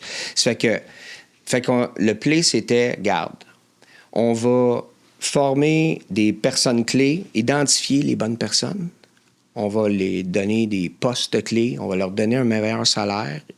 C'est les gens qui vont changer, si tu veux, l'efficacité de notre usine. On va les former dans leur poste, puis on va faire affaire avec des agences. Puis encore une fois, tu vas me dire, ouais, mais des agences, ça coûte un peu plus cher. Ça fait que les gens n'hésitent pas. C'est pour ça, des fois, il faut que tu saches que l'impact sur la productivité que ça va avoir. Parce que là, on a fait affaire avec plusieurs agences. Moi, j'avais connu ça dans le cannabis. J'ai fait 4 ans dans le cannabis, que quand il y a des grosses récoltes... ça fonctionne, là. Ça fonctionne, des bonnes agences, des bons partenaires d'affaires, là. Tu sais, ça fonctionne. Ça fait qu'on s'est dit, on va solidifier le noyau. On leur donnait un meilleur salaire. Donc, ça va être nos leaders de WeCook. Puis, on va rentrer, on va être des bons partenaires avec des agences. On va rentrer ça. Écoute, je dis, la différence au coût total, à la productivité, le coût de direct labor avec avant puis aujourd'hui, c'est 2 univers. Là. C'est 2 univers. Puis la qualité, ce qu'on sort, la consistance qu'on sort. Tu sais, là, tu as des superviseurs, des chefs d'équipe, ils connaissent leur travail. La clé en usine manufacturière, là, c'est vraiment... Les chefs d'équipe, c'est tellement important. Partir dans ce niveau-là, d'avoir des gens forts, là, d'avoir des gens forts dans ces postes-là, des superviseurs forts. Fait qu'il faut les payer un peu. Faut les payer. Puis après ça, l'agence coûte plus cher, oui, mais l'effet de productivité fait que ça aussi, c'est le deuxième point qui a changé le volet financier. Fait que t'as le food cost, le labor, puis le recul 12 heures. Je disais, ça a été les 3 choses qui ont complètement le viré de bateau entre d'être en dessous de la ligne de faire de l'argent puis d'être une business profitable, consistante. Ouais. C'est ça, les 3 points. Mais ça me surprend que, donc pour ceux qui nous écoutent puis qui ne savent pas c'est quoi une agence, c'est des agences de placement. Donc, eux, ils embauchent des gens. Puis après ça, ils peuvent les placer quand... fait que moi, par exemple, je me souviens chez Cookit, on travaillait beaucoup avec des agences. Fait qu'on leur disait, on a besoin de 12 personnes pour des chiffres de... Tu sais, 2 chiffres de 8 heures aujourd'hui. Ouais. Fait qu'envoie-moi 24 personnes. Ouais. Puis à un moment donné... Mais ça me surprend que parce que ça, nous, on essayait de s'en distancier le plus possible. Oui. Parce qu'il faut que tu fasses des partenariats avec des agences puis que tu pousses sur le point. Parce que, tu sais, WeCook, tu es assez gros, tu es un bon partenaire, tu es un bon client. On s'entend pour des agences? Ouais. Fait que je veux toujours le même monde. Fait que tu magasines tes agences, qu'ils ont une belle stabilité au niveau du personnel. Puis, ben, ça fait partie de tes ententes avec l'agence que je veux un fort pourcentage de personnes qui sont les mêmes personnes qui reviennent là, chez vous, donc qui sont habituées. Puis, mais pourquoi ne pas les embaucher à temps plein dans ce cas-là? Ben, encore une fois... Puis c'est plus de gestion de personnes... C'est le même temps de formation? Oui, mais ça dépend de la quantité. Comme je te dis, mettons, tu as un noyau là, de 75 personnes de noyau. Comme je te dis, il y a des postes clés, là, mais tu as besoin de 300. Là. Ben, c'était 75, il y a quand même là du roulement. Puis c'est le 75 qui fait la grosse différence, right? Ça fait que tu te concentres là-dessus. Puis comme je te dis, c'est sûr, sur une ligne... RH, tu mets tes efforts RH là-dessus. Ouais. Puis encore, la clé, c'est d'avoir des bons partenaires d'agence. Puis ça marche. Ça marche parce que c'est le calme maintenant suite à ces embauches-là. Les gens restent. On est un bon client pour ces agences-là. Ils sont traités... Les gens d'agence, c'est la même chose qu'un employé WeCook. Complètement pareil, là, tu sais. Complètement pareil. Parce que ça fait partie des valeurs de la business. Mais... there's just so much you can do là, en RH quand tu as beaucoup de personnes. C'est pour ça. Puis tu as des fluctuations aussi. Tu sais, veux pas, tu le sais, tu l'as vécu, le temps des fêtes, c'est plus tranquille, les vacances de la construction, c'est plus tranquille. Ça fait que tu peux aussi, dans le food, souvent, les agences sont utilisées pour ça, là, parce que tu as des waves, right? Oui. Fait que ton cœur est toujours là, ton cœur travaille à l'année longue, tu travailles avec tes agences. Okay. Mais dans le cas de WeCook, en tout cas, ça a été game changer. Ça a été game changer de travailler de cette façon-là. Ça fait que, tu sais, c'est des décisions... Tu sais, quand je te parlais au début, tu sais, 3-4 choses qui changent la game. Là, tu sais, oui, tu mets une équipe de direction, tu regardes les bons KPI, tu fais de l'amélioration continue. Il y a beaucoup de choses. Il y a 100 décisions que tu prends dans un an, là, tu sais, des petites, des moyennes, puis tout le kit. Mais dans le cas de WeCook, de switcher un modèle d'agence, de mettre des key players dans tes opérations, de mesurer le food cost avec un modèle prédictif qui fait une meilleure job, reculer la business de 12 heures, de virer de bord la business. Dans le cas de WeCook, c'était ça. Super intéressant. T'as viré de bord la business. Puis là, ben... C'est super intéressant parce que, honnêtement, tu viens vraiment mettre un doute dans mon esprit parce que, quand tu as mis un doute dans mon esprit, c'est quand tu as dit, ouais, mais tu sais, les fondateurs, ils pensaient qu'ils faisaient une bonne job de ce côté-là. Mais dans mon histoire chez Cookit, on était vraiment, puis clairement, c'était pas moi qui gérais les opérations, mais moi, dans la trame narrative que moi, je me fais, c'est qu'on était quand même vraiment tête sur ça. Côté former du monde, le taux de rétention n'était pas super bon côté main-d'œuvre, mais on avait tout organisé la business pour être le plus. Tu sais, justement, on formait pas nécessairement. C'est comme, mettons, au début, là, avant Miss Fresh, là, je pense, on formait le monde, puis c'était comme un processus de formation qui pouvait durer 2 semaines au niveau des opérations. Parce que le taux de roulement était vraiment plus bas. Puis, on était une business d'à peu près 10 millions à ce moment-là. Fait que c'était quand même plus relax, admettons. Puis, à un moment donné, quand tout s'est mis comme à changer, puis, bon, pénurie de main-d'œuvre, inflation alimentaire et tout, on avait vraiment... Tu sais, mettons, l'embauche, oui, on embauchait beaucoup de gens, mais on avait comme tout automatisé pour que l'embauche se fasse quasiment automatiquement, puis qu'on traîne les gens vraiment dans où... Fait que même s'ils venaient passer 2 semaines, ben il allait faire pas mal la même chose pendant 2 semaines, mais en tout cas, mais c'est drôle parce que c'est ça. On dirait que je remets des choses en question, mais c'est... Ouais. Puis là, j'ai quasiment le goût d'inviter vos compétiteurs pour savoir... Puis vous, comment ils font ça, eux autres? Ouais. Hein? Moi, mais puis ça m'amène à ma prochaine question, qui est comment va l'industrie? Comment... Ben, tu sais, l'industrie, là, c'est ça. Là, WeCook, tu sais, on est un peu un unicorn, là. Ça va bien. Je pense que les gens nous voient beaucoup actuellement, tu sais, sais, les gens, c'est rare là, que je rencontre des gens qui connaissent pas WeCook. Ça fait que, tu sais, moi, je suis content. La business WeCook va bien, mais l'industrie est difficile. L'industrie de D2C est difficile. Ben, je pense que tout le monde le dit. Les coûts d'acquisition sont plus élevés. Puis, tu sais, dans l'alimentation, les consommateurs, ils ont une arrache, là. C'est difficile actuellement, là. Puis le panier d'épicerie, il coûte super cher. Puis, puis c'est leur plus gros concern des consommateurs, là. Quand il y a des sondages, leur plus gros concern, c'est l'alimentation, s'alimenter. Fait que c'est pas des choix, là. C'est des obligations, tu sais, de travailler plus fort à sauver de l'argent pour s'alimenter à chaque jour. Ça fait que c'est sûr que ça a frappé plus fort, je te dirais, qui est proche de notre compétition, qui est les boîtes repas.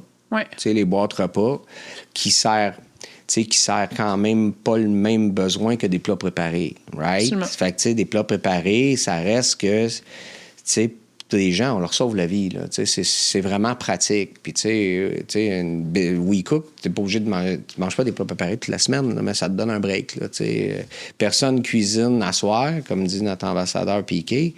Ben ça te donne une pause 2 jours dans la semaine, tu sais, avec des plats familiaux, les enfants. Ça fait que, tu sais, il y a quand même... Puis quand tu regardes le prix du repas, ça fait du sens, là. Ça fait que c'est pour ça qu'on est moins frappé que les boîtes repas qu'on connaît, je sais pas si on mentionne les noms, mais les gens les connaissent. Les boîtes repas que tu reçois puis tu cuisines. Oui. Fait que là, ça fait que l'industrie est en forte décroissance, ce qui n'est pas le cas, pour nous. Nous, on est stable, financièrement stable aussi, mais c'est certain que compte tenu de la réalité, il faut que ça fait partie de la stratégie, quand j'ai tombé dans la chaise de président, d'aller en omnicanal.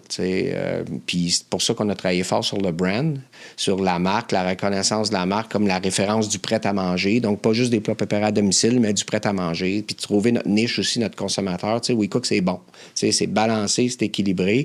Fait que travailler fort sur la marque pour, après ça, permettre d'ouvrir ces canaux-là. Ça fait que dans mon cas, fait qu'on a le canal WeCook Performance. On est partenaire du réseau des sports étudiants du Québec. Ça fait que toutes les... Ça, je trouve ça magnifique. C'était ma plus grande fierté, je pense, ce partenariat-là, depuis que j'ai tombé dans la chaise de président, parce que, tu sais, c'est les jeunes au primaire, au secondaire, au collège, à l'université.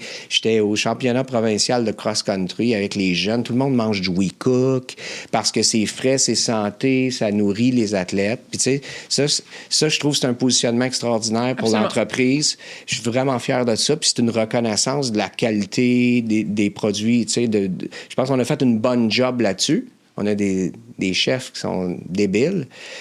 Gabriel Drapeau qui gère l'équipe de culinaire. Mais c'est bon, mais c'est santé. Ouais. Ça reste santé. Ça fait que ça, WeCook Performance. Donc, c'est vraiment un nouveau créneau, ça, Judith, qui est en train d'exploser les associations sportives. On va annoncer l'équipe de courte piste avec Charles Hamelin, les athlètes olympiques, natation. Ça se nourrit de WeCook, là. Fait que ça, c'est un nouveau créneau. Puis l'autre, c'est le WeCook en entreprise. Tu sais, on fait des plats, nous autres. On fait des plats, puis le menu, ça fait pour des lunchs. Puis on avait beaucoup de call-in d'entreprise, mais on n'avait pas un bon système pour servir ça. Tu sais, une plateforme de commande adaptée. C'est que les gens, les cafétérias, les entreprises, ils bâtissent plus ça, là. Les gens sont en hybride, là. C'est qu'investir dans des cafétérias, Uber Eats, ça coûte cher, là, le choix. Les traiteurs, c'est des belles options, mais ça coûte quand même, tu sais, puis ils n'ont pas des systèmes de commande élaborés, je te dirais, tu sais, des plateformes de commande. Fait qu'on a investi, on a travaillé là-dessus 1 an. Développer une plateforme de commande adaptée avec main user. Les employés dans une entreprise commandent leurs commandes. Ça s'en va sur les lieux du travail. Les gens se commandent leur repas sur les lieux du travail. Puis ça aussi, c'est en train d'exploser actuellement. C'est en train d'exploser parce que ça, nous autres, chez Cookit, là, et qu'on a essayé là-dedans. Ouais. Et qu'on nous le demandait. Ouais, puis on avait l'option des prêts-à-manger aussi. Mais on l'a vraiment... On s'est... Quand les coûts d'explosion, quand les coûts d'acquisition ont explosé puis qu'on comprenait pas, on essayait plein d'affaires là, puis on comprenait pas comment.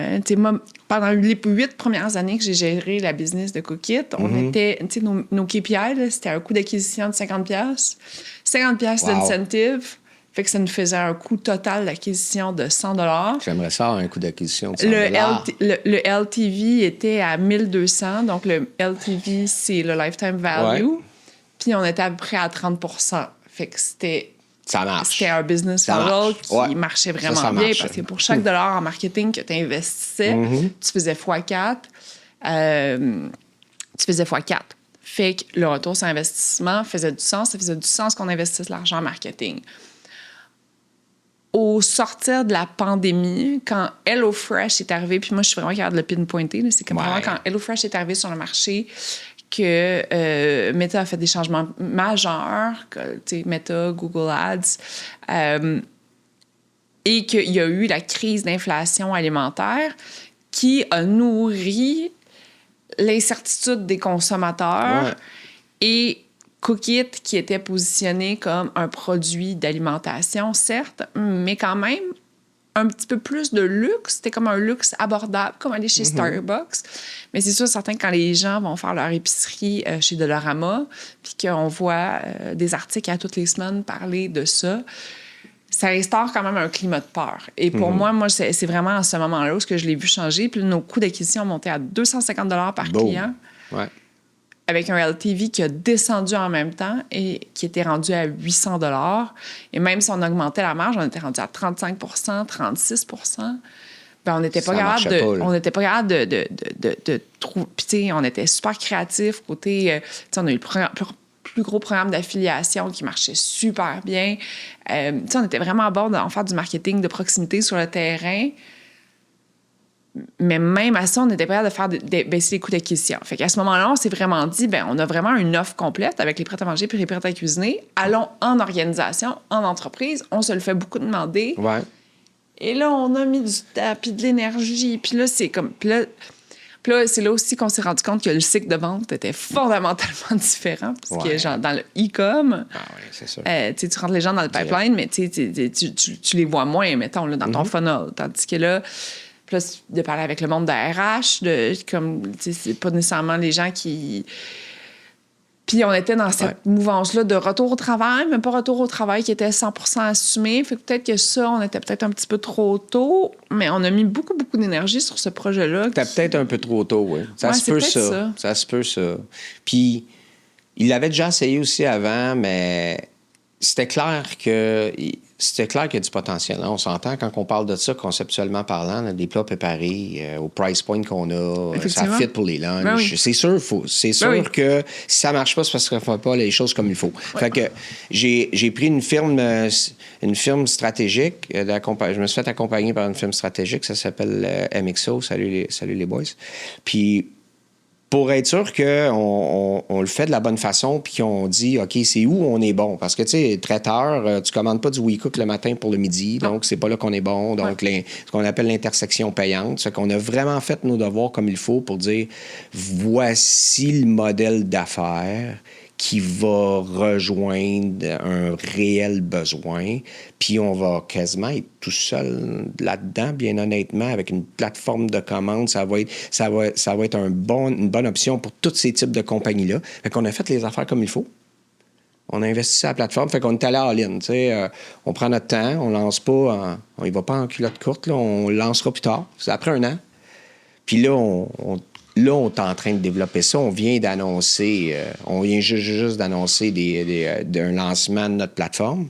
C'est que c'est au tout début, puis tu vois comment que ça spin. Là, puis, fait que tu demandais l'industrie, c'est sûr que WeCook, ça...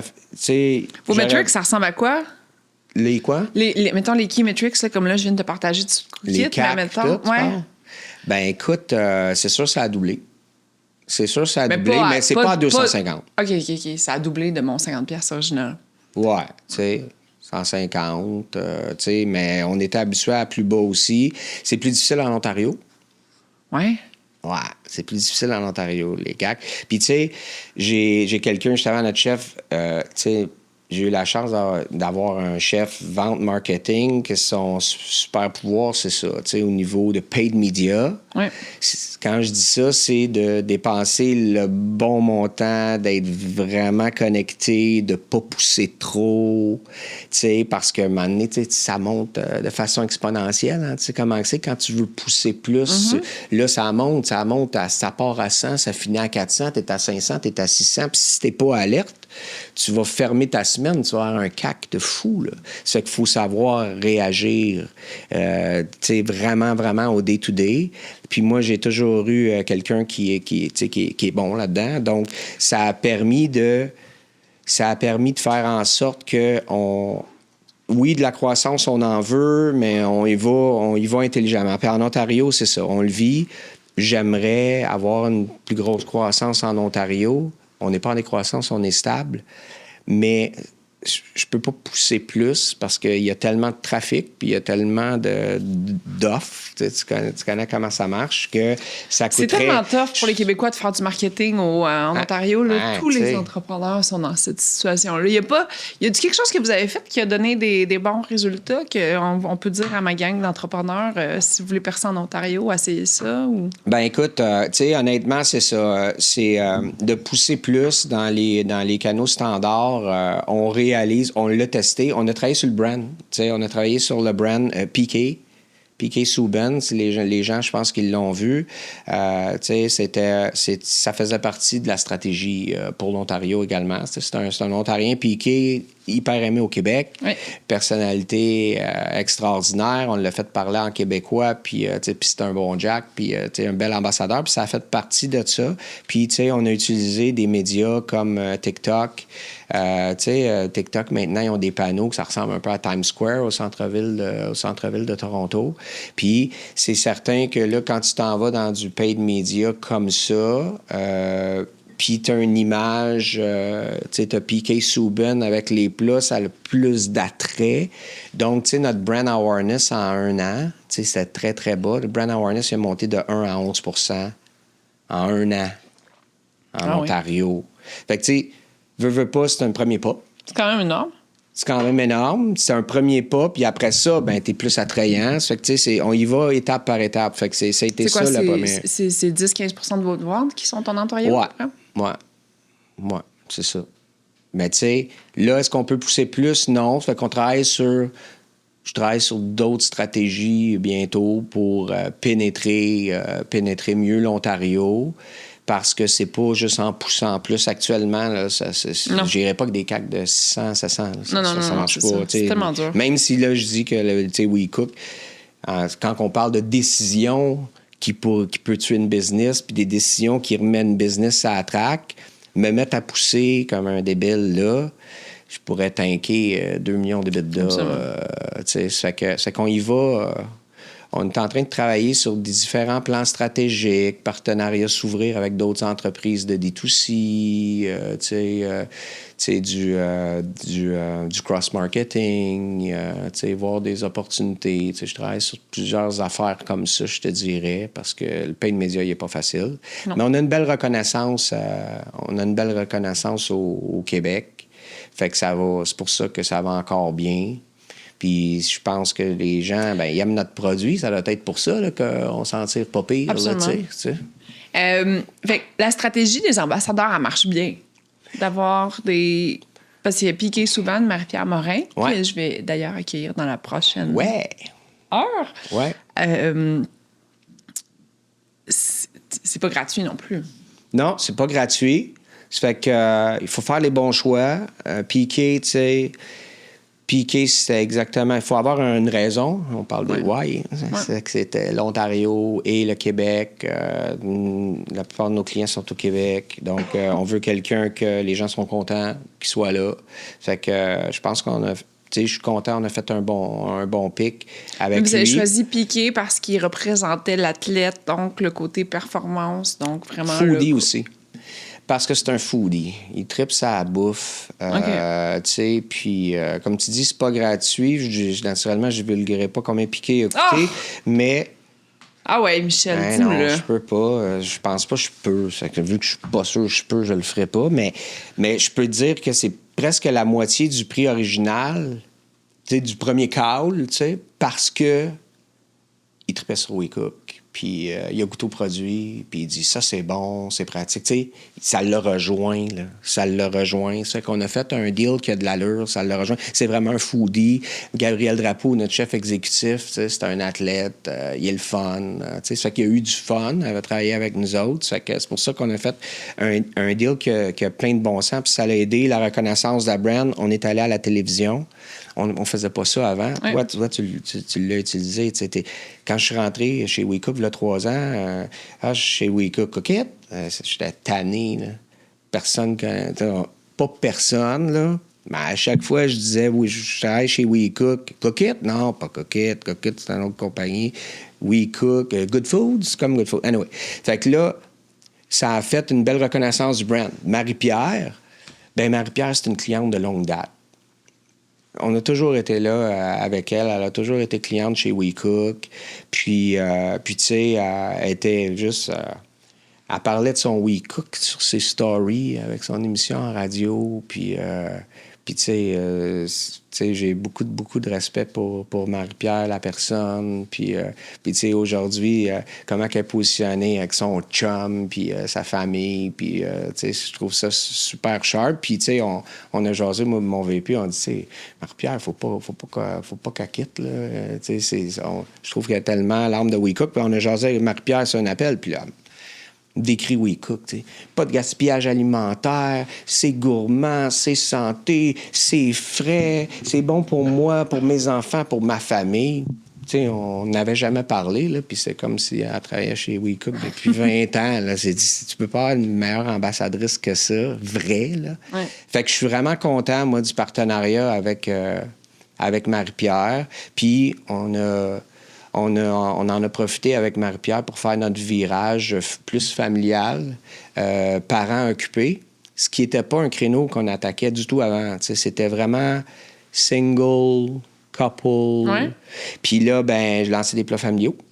Fait que ça, on parle d'offrir de quoi au niveau alimentaire, tu sais, 29,95, c'est 4 personnes minimum que tu nourris, tu sais. Ça, c'est des solutions pour donner de la valeur à l'offre WeCook. C'est que là, avec Marie-Pierre, tu sais, on parle beaucoup de la famille, parce que c'est ça, elle, tu sais, elle se présente naturellement, c'est une jeune mère de famille, elle dit pas toujours ça, mais c'est une jeune mère de famille. Ça fait que le plat familial avec Marie-Pierre, on le présente beaucoup. Fait qu'on s'est renouvelé aussi là-dedans, d'aller chercher une clientèle différente, le busy parent. Tu sais, les gens ils ont besoin, tu sais, ça court, t'as besoin, tu sais, t'arrives à la maison, t'as pas le temps, t'es mieux de nourrir ta famille avec un repas préfet que de faire une toast, puis, tu sais. Puis une des choses qui doit marcher mieux pour la famille chez WeCook, c'est...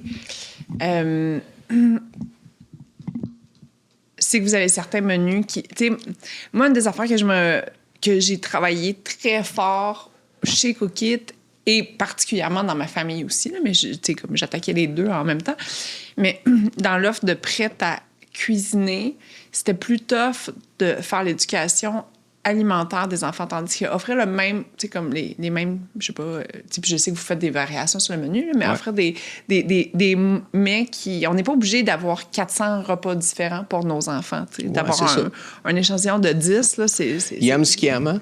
Ils aiment ce qu'ils aiment, ouais. Ouais, fait que tu sais, t'as 15 repas dans le menu, on ramène une banque de 500, on ramène les classiques, les mac and cheese, les enfants ils aiment ça, les plats familiaux, on a, tu sais, entre 6 et 8, fait que tu sais, ça sert les enfants. Fait que oui, les ambassadeurs, tu sais, on aime ce que ça donne comme image, tu sais. Mais encore une fois, il faut choisir les bons. Puis Marie-Pierre, elle vibre WeCook. Je suis bien content de ça. J'ai bien hâte de jaser de ça avec elle.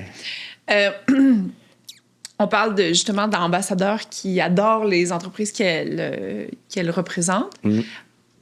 Le commanditaire principal de ce podcast-là, c'est EasySign. Est-ce que tu connais EasySign? Bien sûr, je connais EasySign. On utilise tous EasySign. Yay! Donc, EasySign, c'est une solution de signature électronique qui est 100% québécoise. Et j'ai la question EasySign pour toi. Oh! Quelle est la signature qui a changé ta vie? La signature. Qui a changé ta vie? Puis t'entends quoi par signature? Que je réponde à ta question. Quel contrat qui a changé ma vie? Ouais. Dans ma carrière, là, on parle de ça, right? Tout. Ben, c'est sûr que je vais te dire, c'est mon passage, je vais répéter que c'est mon passage à Maple Leaf, naturellement, d'avoir côtoyé du vrai leadership, puis de comprendre comment gérer. Puis Maple Leaf, j'ai grandi, tu sais, j'avais une usine, puis après ça, j'avais 4 usines. Puis, donc, ça m'a vraiment, ça m'a formé à savoir gérer d'un haut niveau, pinpointer les affaires qui font de la différence. Tu as 4 usines. Là. Ça fait que je te dirais celle-là, mais je vais me permettre une deuxième. Mon premier mandat de redressement d'une compagnie de soupe qui était un mandat tellement difficile que j'ai passé au travers. C'est sûr qu'après ça, j'ai passé à travers de ça, puis je me suis dit, OK, emmenez-en, là, je peux prendre n'importe quoi. Là. J'ai vécu, je peux pas vivre plus, partir de loin puis virer un bateau. Fait que ça c'est sûr que c'est ça qui m'a starté. Qui t'a donné aussi la confiance. Qui m'a donné la confiance. L'expérience, mais qui t'a aussi aidé à bâtir ta confiance. Ouais, c'était mon premier. C'était une business qui venait d'acheter une business de soupe en Ontario. Ça passait de 15 à 100 millions. Ça passait de 15 à 100 millions, pas du jour au lendemain, mais tu sais, une acquisition. Puis là, chasseur de tête m'appelle, qui me connaît. Dit, ça fait 3 chefs de la chaîne d'approvisionnement qui pètent aux frettes en 2 ans. Fait que là, j'y vais voir, en besoin peut-être de quelqu'un de ton genre. Veux-tu aller voir ça? Je vais voir ça. Puis tu sens que, OK, ça a l'air compliqué. Ça a l'air difficile. Puis là, ben écoute, finalement, je pogne le mandat. Puis tu sais, j'habitais à Terrebonne dans ce temps-là, puis c'était à Saint-Hyacinthe. Il fallait que ça me tente. Et tabarouette? Ouais, il fallait que ça me tente. Mais c'est ça, la mère de mon enfant est enceinte, ça que je savais que je pouvais m'investir pour un bout de temps, toute la kit. Là. Ça fait que, écoute, dans le fond, le problème, c'est une grosse business. Puis quand tu parles de mauvaises décisions, j'arrive là, c'était à l'automne, puis c'était dans la soupe. Ça fait que c'est une entreprise que tu es supposé de préparer la saison de la soupe. Il avait implanté un ERP, le fameux classique.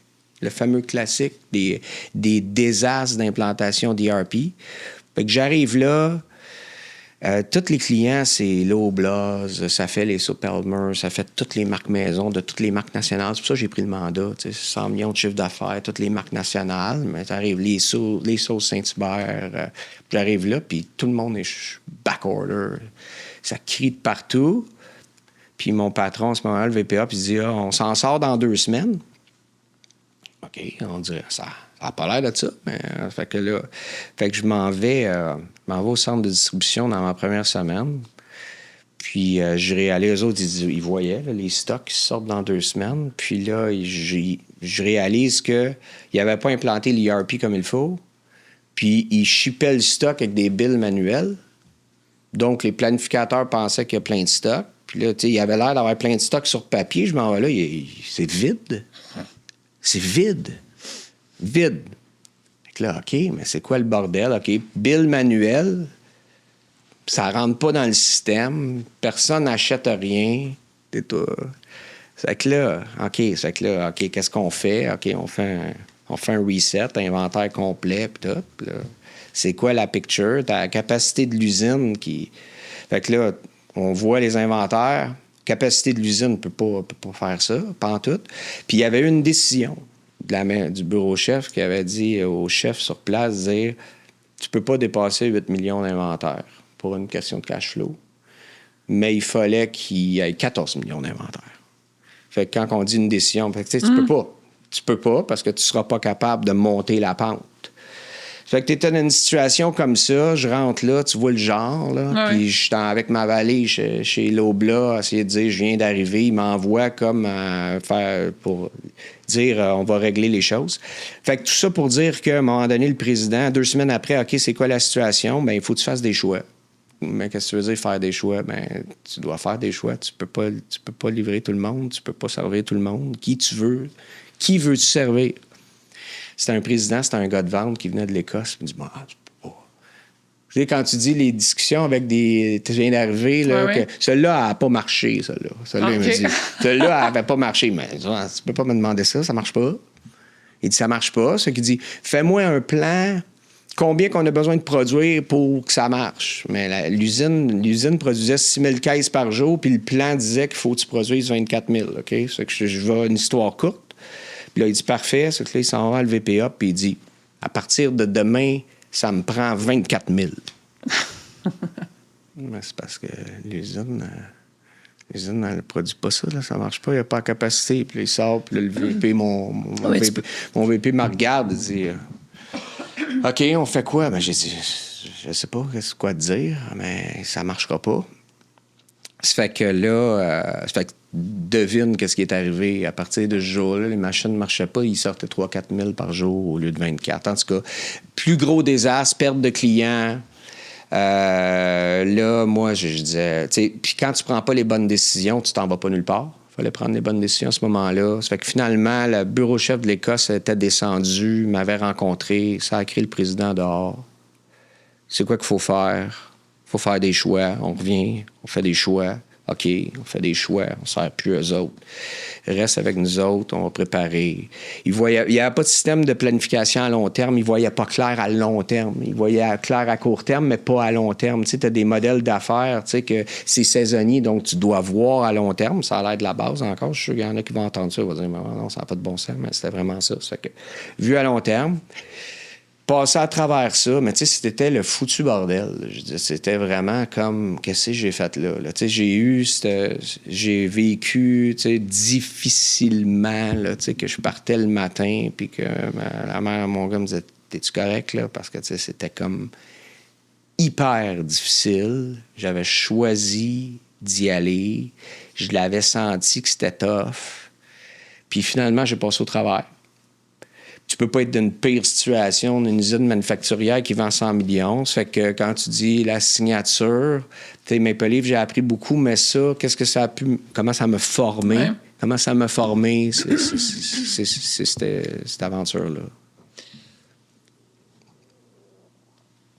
Admettons, dans l'exemple que tu viens de nous donner, c'était quelqu'un qui avait un profil de vente... Ouais. Qui était là en place avant on top of the pyramid. Là. Oui. Là, toi, t'es arrivé avec un angle opérationnel de OK, là, on a beaucoup bien vendu, là, parfait. Maintenant, on va livrer de la qualité puis faire de l'argent avec ce business-là. Là, maintenant, t'as pris la direction de WeCook avec un angle de redresseur. Là, ça fait 3 ans. T'sais, le redressement, jamais je croirais qu'il est fini. Ouais. Fait que, tu sais, mettons, est-ce que c'est possible d'être comme avec un profil de redresseur, mais aussi comme d'avoir ces capacités-là de tout ce qui est un profil de croissance aussi, ou tu penses que ton expertise, elle est tellement niche que ça pourrait être on to the next one parce que ton super pouvoir à toi, c'est pas mal ça, là, tu sais. C'est... J'ai dans les affaires, ça, c'est une bonne question, puis ça sort tout le temps, souvent, mais ça, c'est tellement une bonne question parce que l'avenir nous le dira.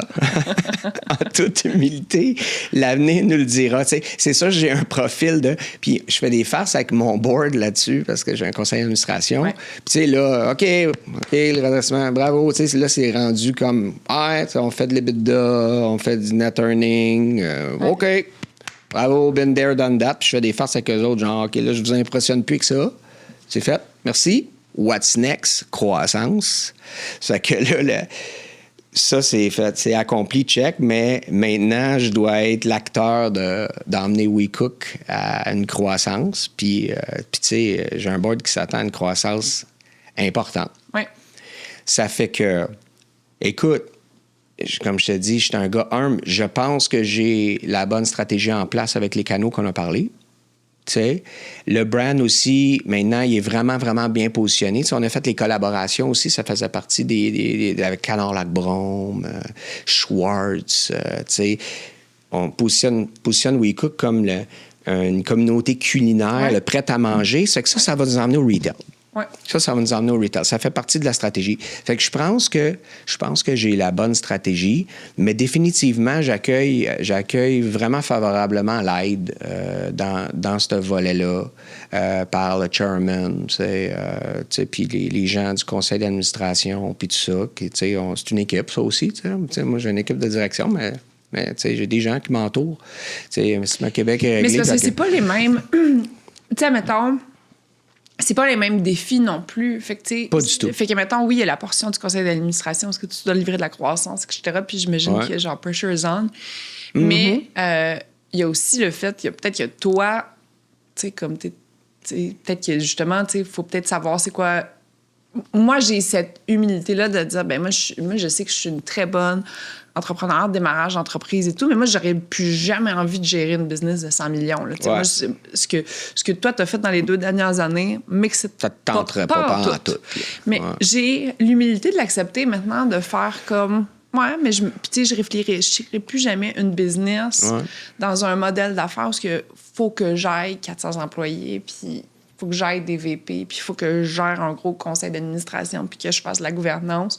Tout ça, moi, ça m'éteint. Ça m'allume pas. Ouais. Fait que je me dis, je sais pas si toi, tu vis le contre aussi, que, mettons, genre, tu sais, quand tu vois la marge augmenter à chaque mois, là, tu vis comme un high, puis genre, t'es comme, c'est bon. Puis là, genre, là, tu regardes la note de qualité, puis le reste de, mettons, ce qui, moi, peut m'exciter, toi, t'es genre, fait que... Ben, tu sais, je veux gagner. C'est que mon mandat, c'est ça. Tu sais, on me donne la chaise de président. Donc, je savais que le mandat, c'est de switcher à la croissance. Parce que COO, j'ai fait le virement en 1 an.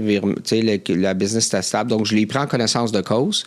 Puis, j'ai vécu quand même la chaise quand j'ai travaillé pour le groupe Collabore. Tu sais, j'étais directeur général de division dans un groupe comme Collabore. T'es comme un président d'une entreprise.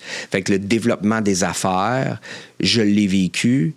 Puis, tu sais, mon ancien CEO chez Collabore, Claude Gariepi, parce que quand ils m'ont engagé, quand ils ont acheté Lauson, ils cherchaient quelqu'un de vente.